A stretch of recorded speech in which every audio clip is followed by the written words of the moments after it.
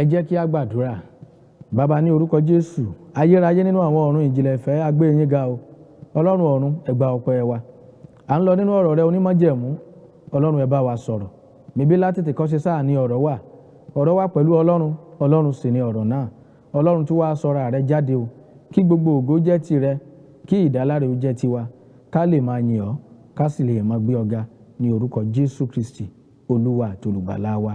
Àmín. Àyànfẹ́, mo kí yín káàbọ̀ sí abala ìhìnrere náà lórí ètò yín, ètò wa Ẹ̀kú Ọjọ́ Ìsinmi.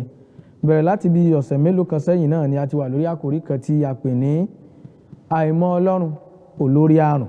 Títòní yóò jẹ́ apá 5. Níbi abọ́rẹ̀dé lọ́sẹ̀ tó kọjá náà ni orí ọ̀rọ̀ Mósè, wòlíì Ọlọ́run, ẹni tí Ọlọ́run ń bá sọ̀rọ̀ ní ojúkorojú àti ní ìfẹnukònílẹ́nu bí ọ̀rẹ́ ti máa ń bára wọn sọ̀rọ̀.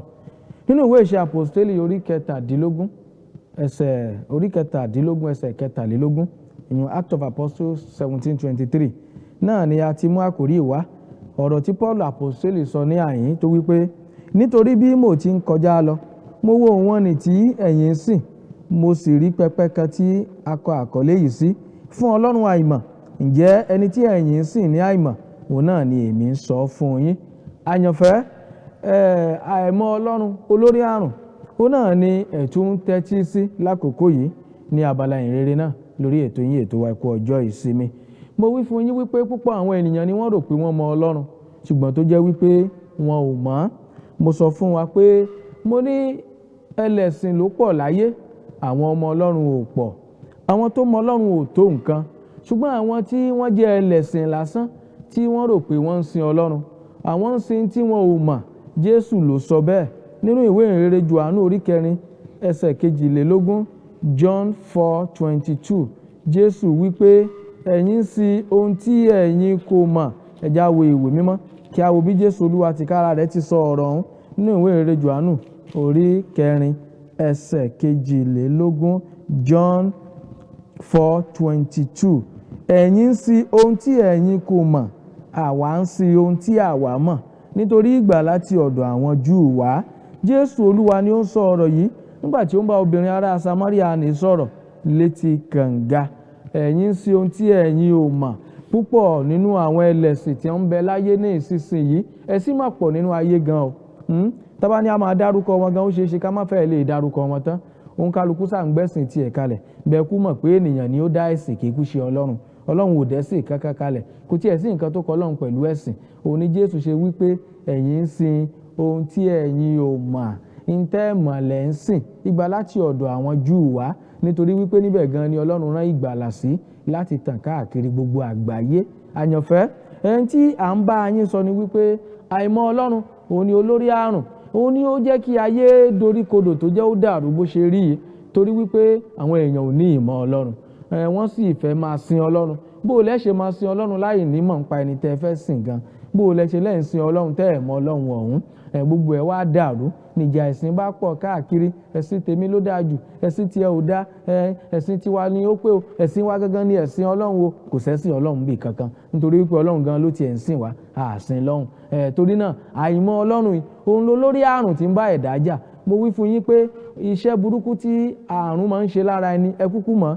Ẹni bá ṣàìsàn rí, ẹni ó lè ṣàlàyé bó ṣe máa ń ṣe òun gan. Àìsàn sì pọ̀ oríṣiríṣi. Bí àìsàn bá ṣe peléke sí lágọ̀ọ́ ara, ló máa ń ṣàlàyé rẹ̀ fún ẹni tó bá ń ṣe pé bó ti ń ṣe òun rèé o. Òun ló lè ṣàlàyé ara rẹ̀ fún dókítà. Àìsàn gan máa bẹ́ẹ̀ lòmíì ìfẹ́ra débi pé kò ní lè ṣàlàyé bó ṣe ń ṣe gan. Á lóun ò tiẹ̀ mọ̀ bó ṣe ń ṣe òun, torí wípé àìsàn yẹn ó ti ba débì kan lágọ̀ọ́ ara rẹ̀. Mo wá wí fún yín pé àwọn àìsàn tẹ́ rí wọn ètí ìtò nǹkan kan lára tá à ń pè ní àìmọ̀ Ọlọ́run. Àìmọ̀ Ọlọ́run ló burú jù. Òun láìsàn tó burú jù tó ń bẹ́ẹ̀ dà á fínra, torí wípé irú ẹni bẹ́ẹ̀ kò tiẹ̀ ní mọ̀ bó ṣe ń ṣe òun gan. Òun gan kò lè lóye tààrà. Yóò kàn máa blindly náà ni ó máa sin, tó máa sọ pé òun ṣẹ̀sìn. Àwọn ẹlẹ́sìn lásán, àwọn tí wọ́n ń ṣẹ̀sìn tó jẹ́ wípé wọn ò mọ Ọlọ́run. Wọ́n lè dájọ́ lẹ́ o. Irú ẹni bẹ́ẹ̀ lè jẹ́ olùṣọ́-àgùntàn. Irú ẹni bẹ́ẹ̀ lè jẹ́ wòlíì o. Irú ẹni bẹ́ẹ̀ lè máa lọ ilé ìjọsìn. Wọ́n lè fi joyè alàgbà. Ó lè jẹ́ díákónì obìnrin tàbí díákónì ọkùnrin. Òun náà lè máa sọ wípé mo ti wà nínú ìjọ ìbáyìí 20 ọdún rè, 30 ọdún rè. Ó lè sọ wípé àti pínísí báyìí ni mo mà ti ṣe ìrìbọmi, ni wọ́n ti fún mi lórúkọ ọ̀sà mi. Ó lè rí bẹ́ẹ̀, kò ní ṣe pẹ̀lú iye ọjọ́ tàbí iye ọdún tẹ́ lò nínú ìjọ. Mo sọ fún yín pé kò ní ṣe pẹ̀lú oyè tẹ́ jẹ, kò ní ṣe bóyá wòlíì tàbí olùṣọ́-àgùntàn ni yín. Ǹjẹ́ ẹ dọ́lọ́run mọ̀? Àti gbégbé ayé Mósè wò lọ́sẹ̀ tó kọjá, níbi a sì bọ́rọ̀ dé nígbà tá a ti ṣàlàyé nípa ìyàtọ̀ tí ń bẹ láàrin àwọn Kristẹni Bèríà àti àwọn aláìwà bí Ọlọ́run Áténì. Torí Áténì ni Pọ́ọ̀lù ti ń bá wọn sọ̀rọ̀ yìí. Ṣẹ́ẹ̀sì gbàgbé pé ní Áténì ni wọ́n ti kọ́kọ́ sọ wípé náà ti pe àwọn kan ní Kristẹni nígbà wọn rí pé tán rí ìgbé ayé àwọn ọmọlẹ́yìn Kristi pé àwọn eléyìí wọ́n ń ṣe bíi Kristi ni náà fi pè wọ́n Kristẹni. Àmọ́ àwọn ará Áténì gangan, àwọn tí ò ti kó tó di pé ìhìnrere tọ̀ wọ́n wá yìí, wọ́n ní nǹkan kan tí wọ́n ń sìn. Àwọn Áténì máa lẹ́sìn o. Bí àwọn kan ti wà láyé ní ìsìn, mo mọ àwọn kan gan tán lẹ́sìn lọ́wọ́ ní tí wọ́n sì máa ń fọn rere ẹ̀ fáwọn èèyàn nu. Wọ́n máa sọ wípé ìwọ ọmọ yóò lẹ́sìn. Báwọn ọmọ wọn ò bá ṣẹ̀sìn bó ṣe yán ṣe ni wọ́n kanra mọ́ra wọn. Tìpátìkúùkù náà fi ń kọ́ wọn lẹ́sìn. Ìbá ṣe wípé bí wọ́n ti ń fi agbára kọ́ni lẹ́sìn ni wọ́n fi agbára kọ́ wọn láti mọ Ọlọ́run ìbá dáa. Wọn ò fọlọ́run hàn wọ́n, ẹ̀sìn náà gbélé wọn lọ́wọ́. Tìpátìkúùkù tẹgbàtẹgbà tomijé ni wọ́n fi máa kẹ́kọ̀ọ́ ẹ̀sìn. Títa ríro ni wọ́n máa fi kọ́. Tìpátìkúùkù tìjà tagídí pé àfi dandan láì o gbọ́dọ̀ mọ̀ ni o gbọ́dọ̀ kẹ́kọ̀ọ́ ẹ̀sìn yìí ni o gbọ́dọ̀ ṣẹ̀sìn. Ẹlòmíì gan yóò wá sọ fáwọn ọmọ rẹ̀ pé bó bá kọ̀ tó lóò ṣẹ̀sìn mi mọ́ n ó kọ́ ọ lọ́mọ. Ẹ̀sìn ni wọ́n mọ̀, wọn ò mọ̀ Ọlọ́run. Jésù wípé ẹ̀yin ń sin tẹ́ ẹ̀ mọ̀, Ọlọ́run tẹ́lẹ̀ ń sìn gan jẹ́ ti ẹ̀ mọ̀. Bó lọ́lọ́run ṣe rí gan, kí lọ́lọ́run fẹ́ gan, kí ni ìfẹ́ Ọlọ́run, kí ni ìwà rẹ̀, kí ni ìṣe rẹ̀. Ẹ̀yin ẹ ti ẹ̀ gbé yẹ̀wò, ẹ kọ́kọ́ mọ Ọlọ́run ná kẹ́ tó lẹ́ sìn. Nígbà bá mọ Ọlọ́run tán lẹ́ wá rí dájú wípé Ọlọ́run gan ni ń sìn wá, pé àsìn Ọlọ́run. Àyànfẹ́, Ọlọ́run ò lẹ́sìn. Nígbà bá dọ́lọ́run mọ̀ lẹ́mọ̀ pé Ọlọ́run ò lẹ́sìn. Nígbà bá mọ ìfẹ́ Ọlọ́run tẹ́ mọ ọkàn rẹ̀ tí ẹ sì ń gbégbé ayé tí Ọlọ́run fẹ́ kẹ́ gbé, nígbà náà lẹ tó bọ́ lọ́wọ́ àìsàn. Ẹ̀yin sin tí ẹ̀yin kò mọ̀. Ìgbàlà tí àwa ń sin táwa mọ̀ torí ìgbàlà tí ọ̀dọ̀ Júù wá. Àyànfẹ́, a ti wo ìgbé ayé Mósè lọ́sẹ̀ tó kọjá ńgbà tí ò tí ì dọ́lọ́run mọ̀ tó sì ń fi tìpátìkúùkù ṣe. Ó kọ́ ẹ̀sìn lọ́dọ̀ àwọn bàbá rẹ̀, ó kẹ́sìn lọ́dọ̀ ìyá rẹ̀. Mo sọ fún yín pé ìyá rẹ̀ ló tọ́ dàgbà. Unknown to Pharaoh.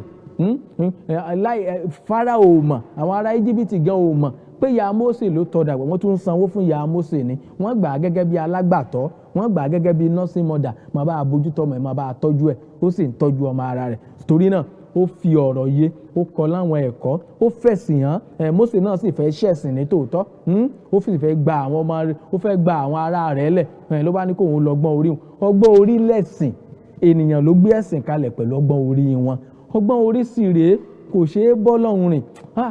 Àkókò ni ó sì ní ta fẹ́ sọ lónìí. Bí bẹ́ẹ̀ kọ́, níbi ìwé ìrere Jòhánù tí mo kà lẹ́ẹ̀kan orí 4, nígbà Jésù ń bá obìnrin ará Samaria ní sọ̀rọ̀ létí kànga, ó ní àwọn ọ̀rọ̀ kan tí Jésù bá sọ débì kan. Nígbà táwa dé ẹsẹ̀ 24 ní verse 24 rẹ̀, ó sọ wípé ó ní wákàtí náà ń bọ̀, ó ló dé tán, kíyèsí ó dé tán, tí gbogbo àwọn tí ó bá sin Ọlọ́run wọn ó wá máa sìn nínú ẹ̀mí àti òtítọ́, torí ẹ̀mí ni Ọlọ́run. Ọlọ́run tẹ́ ń sìn tẹ́ ẹ̀ mọ̀. Ó ní bá a ti bọ̀wọ̀ fún, ó ní bá a ṣe ń bá a rìn. Eléyìí gangan ló yẹ kẹ́ ẹ kọ́kọ́ mọ̀. Òfin ẹ̀sìn kọ́ ló yẹ kẹ́ ẹ mọ̀. Ọgbọ́n orí ni ẹ̀sìn. Ní táwọn èèyàn ń pè lẹ́sìn lónìí, ọgbọ́n orí ni, àgbékalẹ̀ ènìyàn kan ni. Ní tẹ́nìyàn kan rò lórí ara rẹ̀ ni. Ẹ jẹ́ á fọgbọ́n ṣe báyìí wò, bóyá ká tún ṣe báyìí wò, bóyá á wù Ọlọ́run. Ẹ jẹ́ á ṣe báyìí wò, bóyá Ọlọ́run ó tẹ́wọ́ gbà á. Ẹ jẹ́ á ṣe léyìí wò, àbá lè mọ̀, Ọlọ́run lè tẹ́wọ́ gbà á báwọn.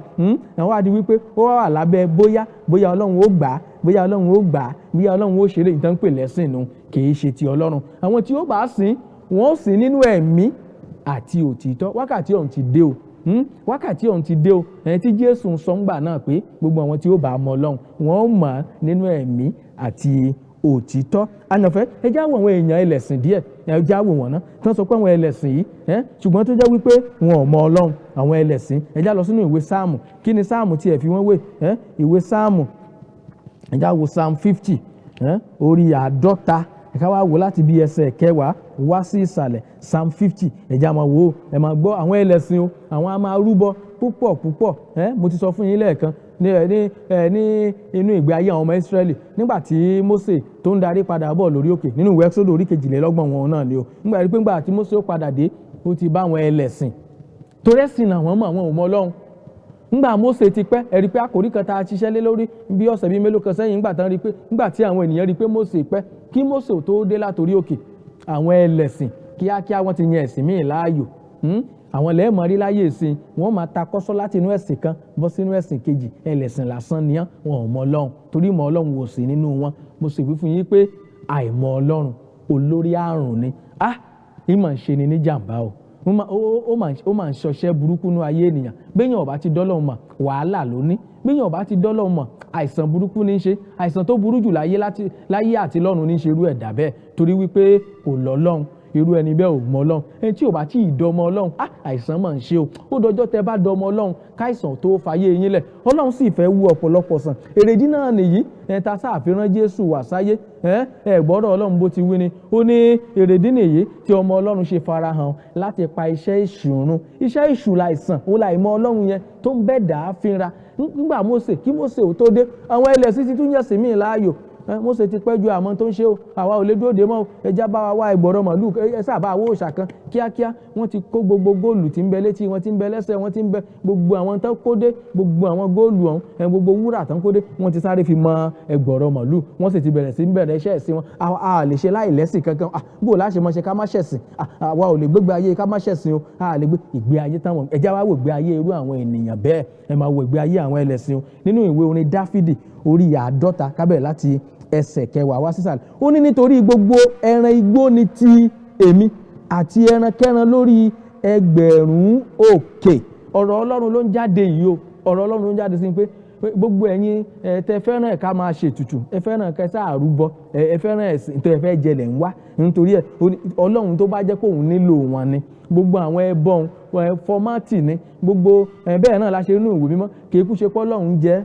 wọ́n fi àgbò rúbọ wọ́n fi ewúrẹ́ rúbọ wọ́n fi ẹyẹlé rúbọ gbogbo ẹni tó ń ṣe Ọlọ́run èyí jẹran òun ló ní gbogbo ẹ̀ bó bá tiẹ̀ wá fẹ́ jẹran gan kìí ṣọwọ́ yín ni ó ti béèrè Ọlọ́run mọ bí ó ṣe ìbóhùn ló dá nǹkan rẹ̀ kò wá máa rú màlúù tóun fẹ́ lò ní tó wá jẹ́ pé tọwọ́ yín gbogbo oyún eléyìí ìyẹn gan kọ́ lọ́lọ́run béèrè ìyẹn gan kọ́ ló ní mínìsì Ọlọ́run yín tó ní mínìsì lọ́kàn yín ìmọ̀ rẹ̀ nínú yín kẹ́ dóhun mà kẹ́ sì mọ gbégbé ayé tóun fẹ́ kẹ́ gbé kẹ́ mọ hùwà gẹ́gẹ́ bí ènìyàn Ọlọ́run gẹ́gẹ́ bí ẹni tó mọ Ọlọ́run in tó jà jù gan-an nu in tó Ọlọ́run fẹ́ nu ó ní nítorí gbogbo ẹran igbó ni ti èmi àti ẹran kẹran lórí ẹgbẹ̀rún òkè èmi mọ gbogbo ẹyẹ àwọn òkè ńlá àti ẹranko ìgbẹ́ ni ti èmi bí ebi bá ń pa mí èmi kì yóò sọ fún ọ nítorí pé ayé ni ti èmi àti ẹ̀kún inú rẹ̀ èmi ó jẹ ẹran màlúù tàbí èmi á máa mu ẹ̀jẹ̀ ewúrẹ́ bí Ọlọ́run èémẹ̀jẹ̀ àwọn òòṣà yín ẹ̀yin máa ń bẹ́ ajá sí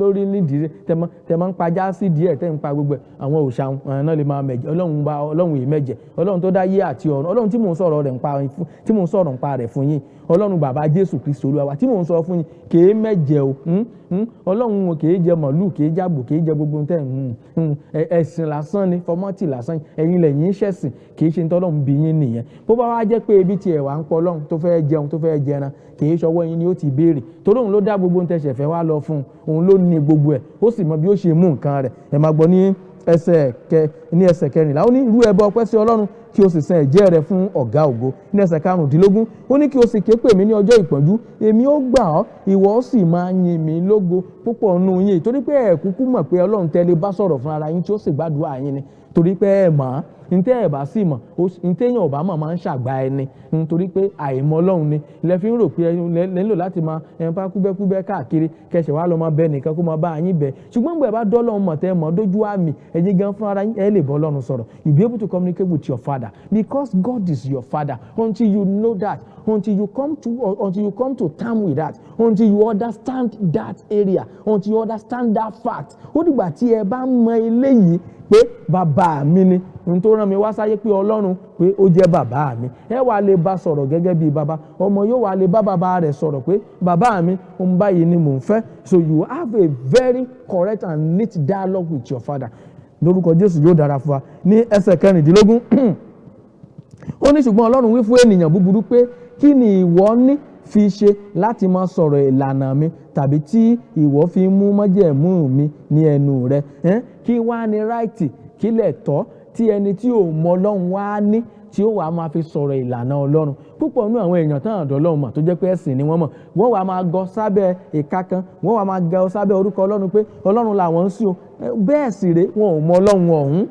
Ọlọ́run yìí Ọlọ́run ìfẹ́ ni, Ọlọ́run tó nífẹ̀ẹ́ ni, torí Ọlọ́run fẹ́ aráyé tó bẹ́ẹ̀ gẹ́ tí ó fi ọmọ bíbí rẹ̀ kan ṣoṣo fún ni, pé ẹnikẹ́ni tí ó bá gbà á gbọ́ kí ó má bá a ṣègbé ṣùgbọ́n kí ó lè ní ìyè àìnípẹ̀kun. Ìwé ìrere Jòhánù orí 4 ẹsẹ̀ 16 mo kà sí yín létí ohun tí Ọlọ́run jẹ́ gan nìyẹn. Ọlọ́run tó fẹ́ràn gbogbo ènìyàn ni, tí ò yan ẹ̀yà kan pọ̀ sí, tí ò yan àwọn èèyàn kan pọ̀ sí. Ó fẹ́ràn gbogbo ènìyàn. Ìyẹn àwọn tó bá ti wá embrace ìfẹ́ Ọlọ́run, tán embrace ẹ̀bùn Ọlọ́run tí ń ṣe gift, ìyún ìgbàlà jẹ́ ẹ̀bùn ọ̀fẹ́ nípasẹ̀ Jésù Olúwa wa ni. Iye àwọn èèyàn tó bá ti wá tẹ́wọ́ gba ẹ̀bùn tọ́lọ́run fún aráyé yìí nínú ìfẹ́ rẹ̀, iye wọn náà ni ó dọmọ ìgbàlà. Ṣùgbọ́n Ọlọ́run kọ́kọ́ fẹ́ràn gbogbo ènìyàn ni, kò sọ wípé mi ò fẹ́ràn lágbájá, mi ò fẹ́ tàmẹ̀dò ni mo fẹ́. Ó fẹ́ràn wa, ó fẹ́ aráyé tó bẹ́ẹ̀ gẹ́. Ó wá kù sí ọ lọ́wọ́ láti ṣàmúlò ìfẹ́ Ọlọ́run.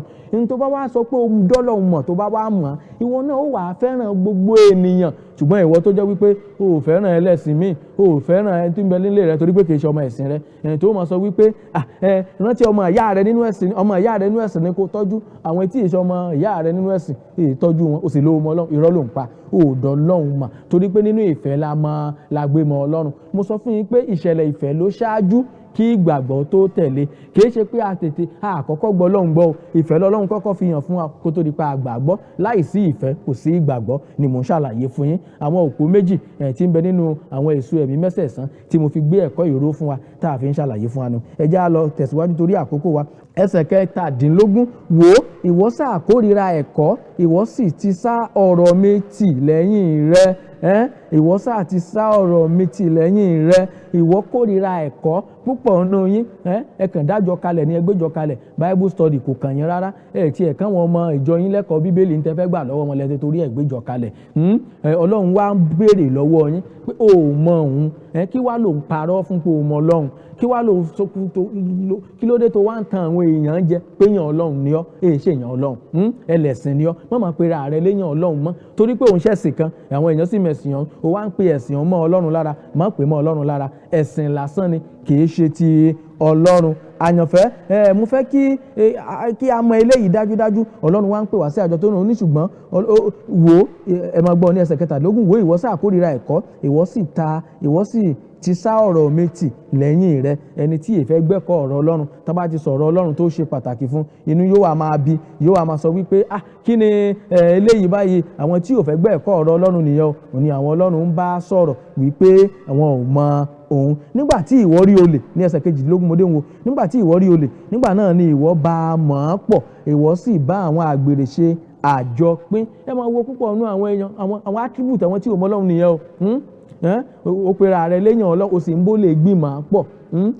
O lè bá wọn wí, you cannot rebuke them, then definitely you don't know God. O ṣe ènìyàn Ọlọ́run, o ń bá àwọn alágbèrè ṣe àjọpín, ìyàwó oníyàwó, ọkọ ọlọ́kọ. Bẹ́ẹ̀ o sì pera rẹ lóníṣẹ́ Olúwa, bẹ́ẹ̀ o pera rẹ ní onígbàgbọ́. O ń lọ chọ́ọ̀chì, o ń lọ ilé ìjọsìn, irọ́ ni, o ò dọ́lọ́mọ, ẹlẹ́sìn ni ọ́. Ní ẹsẹ̀ 19, ó ní ìwọ fi ẹnu rẹ fún búburú àti ahọ́n rẹ ń pètè ẹ̀tàn. Ìwọ jókòó, ìwọ sì sọ̀rọ̀ sí arákùnrin rẹ, ìwọ ń ba orúkọ ọmọ ìyá rẹ jẹ́. Àwọn attribute àwọn tí ò mọ Ọlọ́run lélẹ́yìí o, àwọn attribute àwọn ẹlẹ́sìn nìyẹn o. Wọ́n máa ń ṣẹ̀sìn o, wọ́n máa sọ̀rọ̀ ọmọ ẹnìkejì lẹ́yìn, wọ́n fi ọ̀rọ̀ kẹ́lẹ́ bá tọmọ ẹnìkejì jẹ́. Ṣùgbọ́n wọ́n bá ṣe jù tán, wọ́n á ti lọ gbẹ́sìn ro.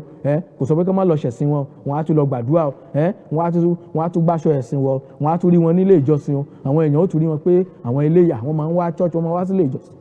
Ṣùgbọ́n kò túmọ̀ sí pé wọ́n mọ Ọlọ́run. Attribute àwọn ẹlẹ́sìn ni, kì í ṣe attribute àwọn tí ó mọ Ọlọ́run. Ẹ jẹ́ kí a wo verse 21. Ó ní nǹkan wọ̀nyí ni ìwọ ṣe, èmi sì dákẹ́. Ìwọ ṣe bí èmi tilẹ̀ dàbí irú ìwọ fúnra rẹ. Èmi ó bá ọ wí, èmi ó sì kà wọ́n ní ẹsẹẹsẹ ní ojú rẹ. Ọlọ́run kò dàbí yín, Ọlọ́run kì í ṣe ènìyàn, kì í ṣe ẹni tẹ́ lè tàn jẹ. Ọlọ́run ò rí bí ẹ̀yin ṣe rí. Ọlọ́run sọ pé oh my God, ìmọ̀ Ọlọ́run mà ṣe pàtàkì o. Torí àìmọ̀ Ọlọ́run olórí àrùn ńlá mà ni, ìmọ̀ ń bẹ́ẹ̀ dà á fira. Ọlọ́run yìí torí pé ó dákẹ́ tó ń wò yín tẹ́ ń ṣe tàbí tàdúrà yín gbà, ẹ wá ti rò pé Ọlọ́run wà in support yín. Rárá, kò rí bẹ́ẹ̀ o. Ẹni tí ò mọ Ọlọ́run gan tó bá gbàdúrà, Ọlọ́run á máa gbàdúrà ẹ̀ torí pé Ọlọ́run fẹ́ràn aráyé, torí Ọlọ́run ìfẹ́ ni. Ọlọ́run tó ń rọ òjò kò rọ̀ fún ẹni rere nìkan, a máa rọ̀ fún èèyàn rere àti búburú.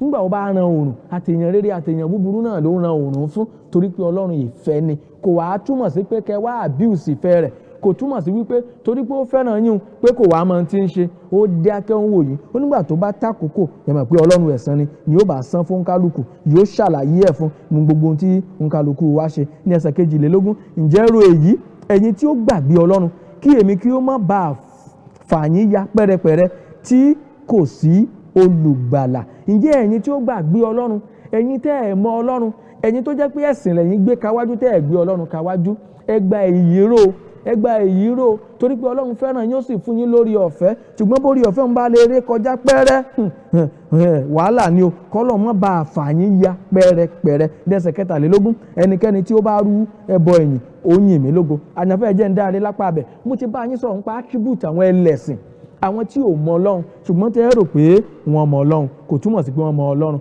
Kí wá ní attribute àwọn tó mọ Ọlọ́run o? Ẹ já lọ sínú ìwé Róòmù.